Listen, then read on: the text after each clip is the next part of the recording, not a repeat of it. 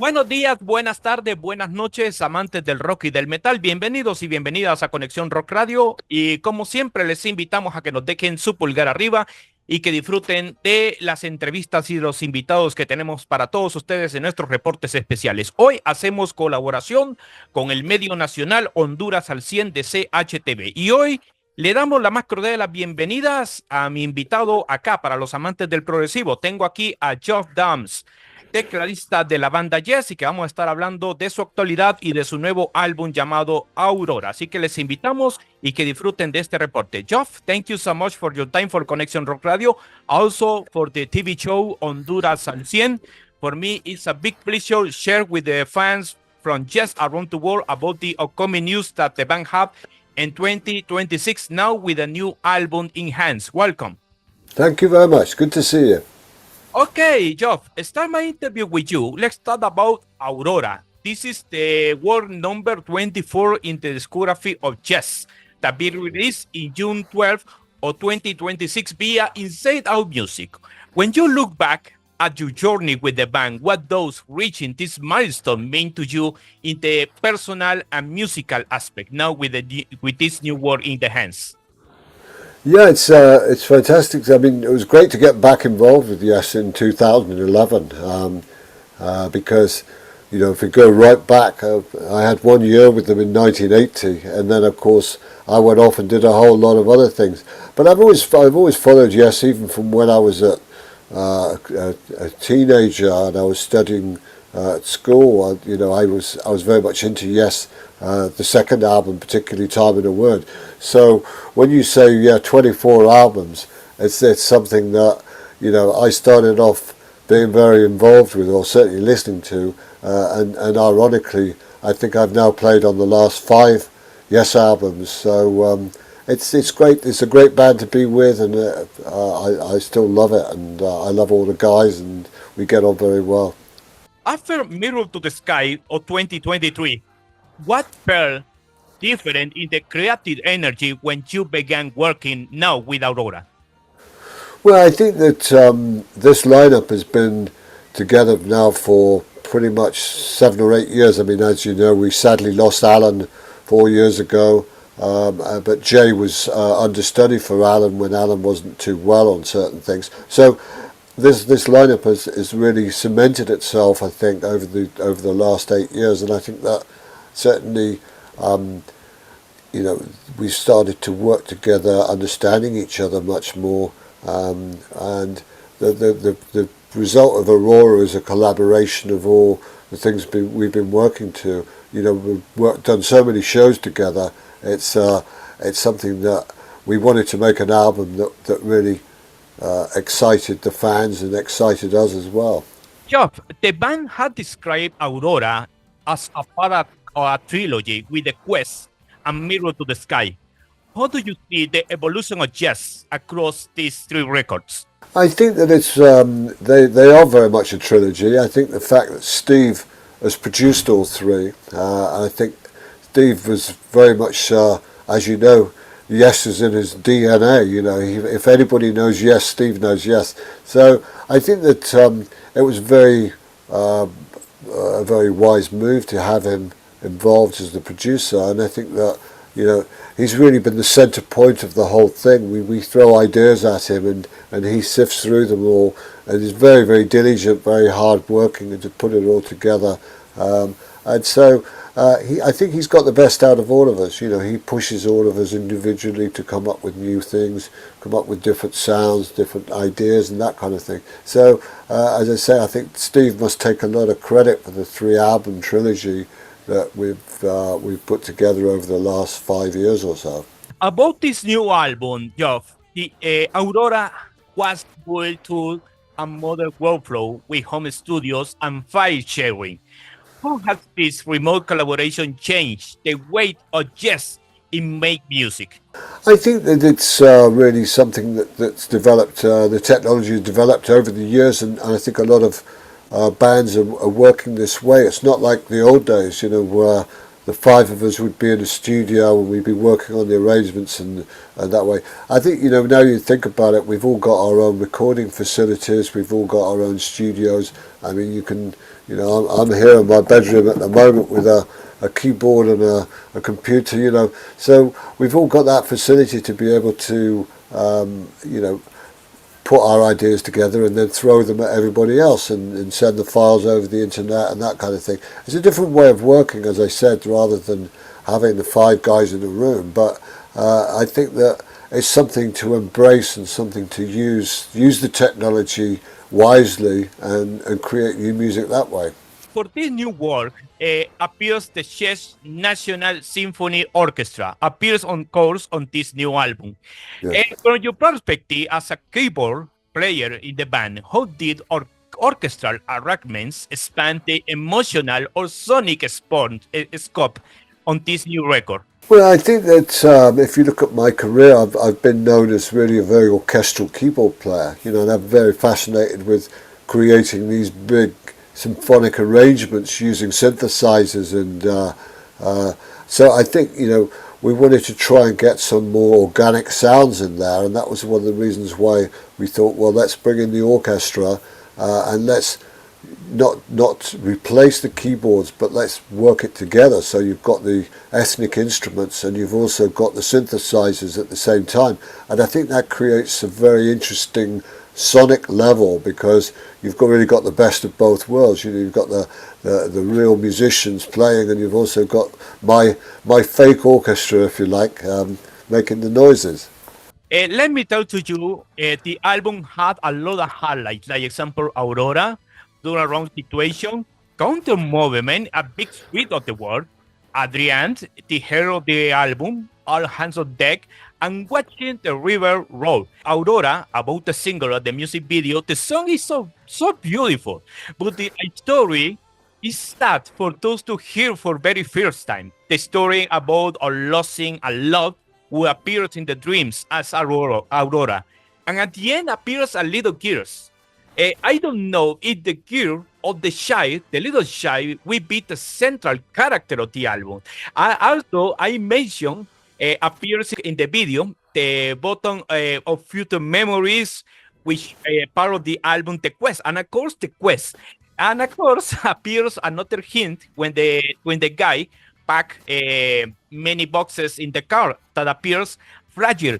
What kind of details can you share with the people about Aurora? Is it a kind of conceptual work? I think it is. I think it's a sort of magical world, you know, and I think that the situation of the guy finding the lost love, you know, I think is a very important theme in across it, and it does, as you pointed out, it does translate to some of the other tracks. Is that I think, you know, Aurora is a beautiful burst of light, you know, that surrounds things, and you know, I think it gives the album a positive. The thing we were very conscious about was having this air of positivity about the album, you know, of optimism, because if you look at if you look at the word yes, you know, yes is positive. You know what I mean? The band is all about being in the positive, and so. People don't. It's not about, you know. We don't say no. We don't say maybe. We say yes, and that's the important thing. Steve Howe has emphasized that a song only becomes a yes song once everyone contributes. From your perspective, Geoff, how did that philosophy shape the song of Aurora? Well, I think we all feel that we all do our input, and I think that's very important, that we don't lose sight of the individual musicians, because that's what Yes has always been about. As much as it's a composite sound, you want to be able to identify the various elements that makes it up. You know, it's like a football team. You know, you've got a guy who does a job as the goalkeeper and a guy who scores the goals. You know, you've got that sort of combination of people, and I think that Yes is about that. You know, it's about the 5 of us. It's about each one of us making the contribution that makes something that's much bigger than the sum of its parts, and that's what I think music's all about. Certainly for a band like Yes, I think that it relies on the individuals as much as it relies on the overall sound. Something curious that I have here is some material dates back to the early sessions, even the quest. How did revisiting all their ideas help shape the identity of Aurora? Well, I think it's a development thing. I think certainly we had ideas were left over from the quest. I think ideas were left over from Mirror to the Sky. That eventually you say, well, we've got to, somewhere we're going to be able to use these ideas, and so that's why some of the ideas were put forward that kind of has like a knock-on effect. But I think that Aurora is the peak of the three albums in a way, because it shows the development of the mindset of the various guys in the band as we're contributing stuff. It's all about influences. I think that none of us wanted to say, well, we're just going to make an album and see what happens. I think that everyone was very conscious, and it's still, naturally I think it sounds like Yes. I don't think we're conscious of the fact of saying, oh, we've got to make it sound like, close to the edge or fragile or anything like that. I think that it's almost a subliminal thing that happens. Right, we're going to make this a Yes album and it's going to sound like Yes. We don't really look at it that way. How important was the collaboration with Steve Howe as producer in shaping the final identity of Aurora? I think it's very important. As I said before, Steve was very much the focal point, and he is very understanding of Yes's music. I mean, we all are, because we go on stage every night and we play it. But I think that Steve was very much wanted to take that role on. He wanted to do. And he's very good at getting the best out of all of us individually, because he always challenges us. As a keyboard player working with a guitarist like Steve, he's always saying, give me a bit more. He's very much a driver of everybody, and so he pushes us all to get the best out of all of us, and I think that's what. Yes music has always been about. Even when I joined in 1980, Chris Squire particularly was pushing me, said, come on, you can do this, you can get that better, and it's really the attention to detail that Steve's got that's very, very important. After so many decades in the progressive rock job, what still excites you most when you sit down at the keyboards today? Well, I mean, I'd say I'm in a beautiful situation whereby I really enjoy touring and I really enjoy being in the studio and creating music. So those two things really run side by side. So I wouldn't like to lose either of those, because I really enjoy playing, whether it be Rick Wakeman's parts or Tony Kaye or whatever, or my own parts. I love doing that live. But there's nothing like really sitting down a piano and thinking, oh, that's a nice bit of melody or something like that. And so, as I say, it's really been the best of both worlds, being able to record your ideas, but also being able to take other people's music out there on the road as well. With nearly 6 decades, 58 years of jazz in the history behind the band, how do you balance honoring that legacy while still pushing into new creative territory in your life with the band? Well, I think it's interesting that playing a lot of the previous Yes music, whether it be Rick Wakeman's or Tony Kaye's or even Patrick Moraz, it's very interesting for me, because I have to wear the different hat and play different parts and different styles and try and forge that all together. So I think all of that influences me a great deal, so that when it comes to doing new music, I can't get away from those guys that really helped create the band in the first place, and so I'm very conscious about using instruments like a mellotron or a Hammond organ or acoustic piano, Fender electric pianos. There was very much a part of the early Yes period, and I think that all those keyboard players were very much into those instruments. But I like to add more. I like to add more technology as well. I like to pay homage to those great instruments that they played. I mean, Rick Wakeman's Hammond organ playing was incredible. As was Tony Kaye's. So I'm very conscious about keeping those elements in there, but also adding some of my own stuff because I'm very much into the technology. So I like to add some of that stuff in there as well into the mix. I had a personal question to you, Geoff. Is there a particular track on Aurora where you feel your musical voice as a keyboardist is most strongly represent, and why? I think that at some point I've always got to sort of play myself, and that's one of the tracks that I think that I really am. That is really me, and I think that I look at some of the other tracks and I've got these other influences in there, but I think that particularly on this album I've managed to sort of project myself to some degree, and I think Steve has pushed me into that thing because I think maybe my contributions were less, say, on Mirror to the Sky or The Quest, but I think with this album I've had the opportunity to come more to the fore, which is great. I mean, sometimes it's better to pull back, sometimes it's better to push forward, but this album's really done it for me, I think.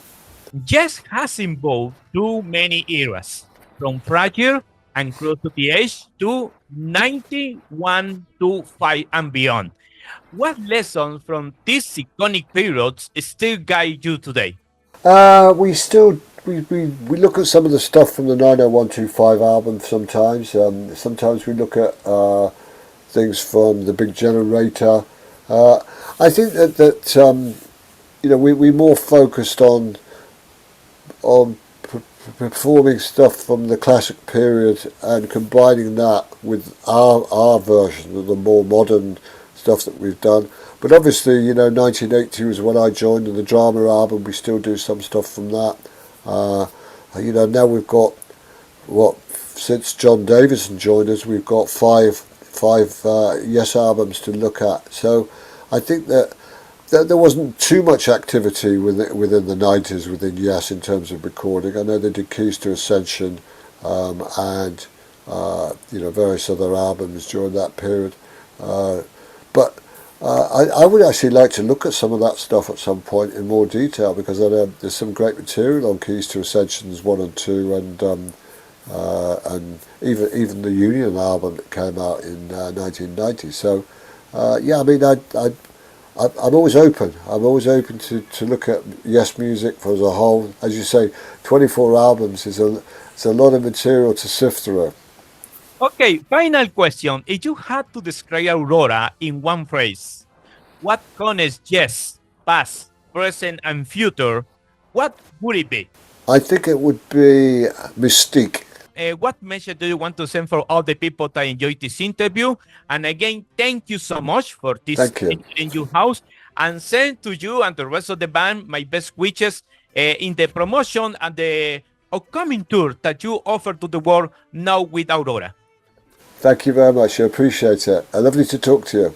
Bueno, damas y caballeros, pues ustedes han escuchado esta amena entrevista con nuestro invitado Geoff Downes, tecladista de la banda Yes, y que les invitamos para que compren ya su nuevo trabajo discográfico que ya sale en unos cuantos días, que lleva por nombre Aurora, y que pues por ahí va a ser una delicia para los amantes del rock progresivo. Soy Johnny González, estas fueron las entrevistas internacionales en Conexión Rock Radio, y de igual manera para Honduras al 100 de CHTV.